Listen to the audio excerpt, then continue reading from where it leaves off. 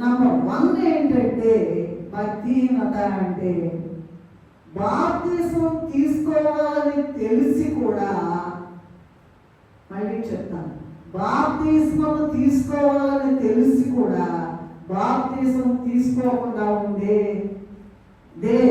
అది భక్తిహీనత, గొప్ప భక్తిహీనత. ఎంతకాలం ఉంటే ఎట్లా చేస్తామా, ఇలాగా చేస్తామా, మట్టిలోకి వెళ్తామా? అది నమ్మకం.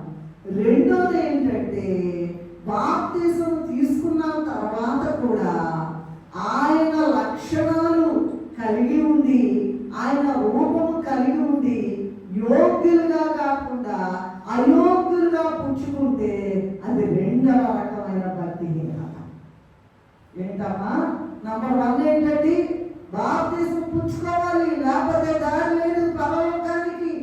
ఇంత బతికి నరకంలో కాంటనేనా, మట్టిలోకి పోవడమేనా, యుగ యుగాలు నరకంలో అగ్ని జ్వాలలో నాశనం. అది నంబర్ 1 భక్తిహీనత అంటే డెఫినేషన్ అది అన్నమాట. ఇంగ్లీష్లో కూడా చూచాను నేను. ఏంటంటే నంబర్ 1 తెలుసు, బాప్తిసం తీసుకోవాలి అంటుంటారండి. ఎట్టాగే తెల్లారిపోవాలి, తీసుకోరు. నంబర్ 1 అది భక్తిహీనత.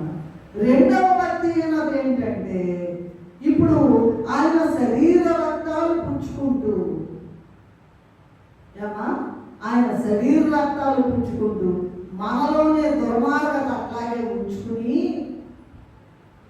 అయోగ్యంగా పుచ్చుకునే వాళ్ళు కూడా భక్తిహీనులు అని దేవుని వాక్యం సెలవిస్తూ ఉన్నది.